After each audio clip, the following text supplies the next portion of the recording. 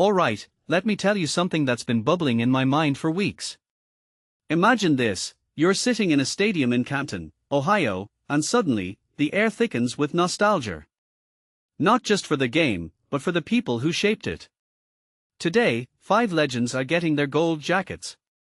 But here's what really hits me, this isn't just about celebrating greatness. It's about confronting the cost of greatness. Let me break it down. Take Roger Craig. The guy who ran for 1,000 yards and caught 1,000 yards in the same season. He waited 28 years for this moment. That's not just a number, it's a reminder of how the Hall of Fame game works.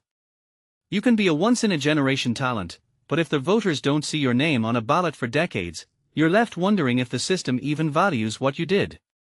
And then, when he finally gets in, he drops a bombshell: he has vascular dementia, possibly linked to concussions. This isn't just a personal story, it's a wake-up call. How many other players are out there, silently battling the long-term effects of the game we love?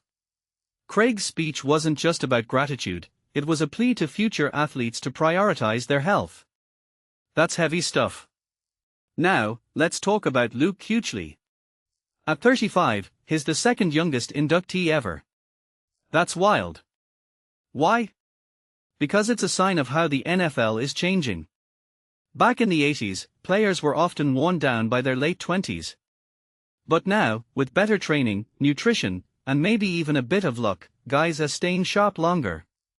Kuechly's induction makes me wonder, is their Hall of Fame becoming more about longevity than peak performance?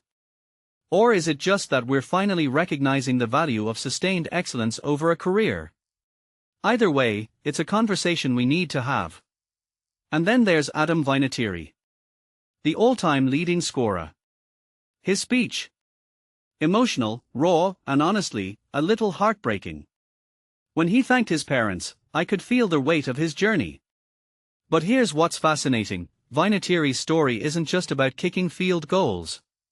It's about the mental grind of being a specialist in a league that often overlooks them. He's the guy who's always in the shadow of quarterbacks and running backs, yet his consistency is what wins championships.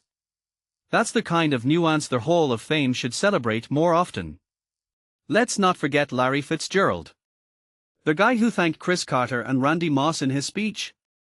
That's not just humility, it's a nod to the legacy of receivers who paved the way.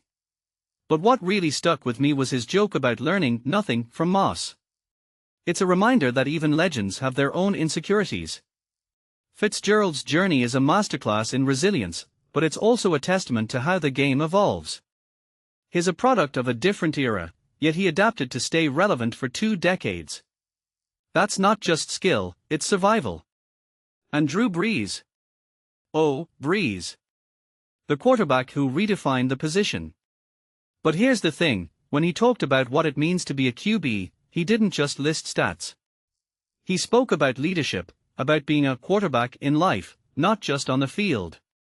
That's the kind of perspective that makes you realize how much these athletes carry beyond the game. They are role models, mentors, and sometimes, like Craig, advocates for change. So, what does all this mean? It's not just a ceremony, it's a mirror. A mirror reflecting the glory, the pain, the sacrifices, and the progress of the NFL. These 5 men aren't just getting gold jackets. They are telling us that greatness isn't just about talent. It's about resilience, about speaking out, and about leaving a legacy that outlives the game itself. And that, my friends, is what makes this moment so damn important.